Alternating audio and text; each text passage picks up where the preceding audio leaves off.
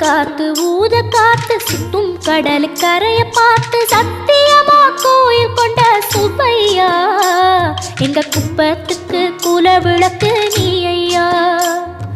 வாட காத்து வீச பார்த்து அலையை எதிர்த்து வலைய போட்டு மீன் பிடிக்கும் தொழில் நடக்குது முத்தையா. கரை மீண்டு வர காவல் உந்தன் வேலையா. திருச்செந்தூர் ஆண்டவனே வேல் முருகா தினம் உனக்கு நன்றி சொல்வோம் மால் மருகா.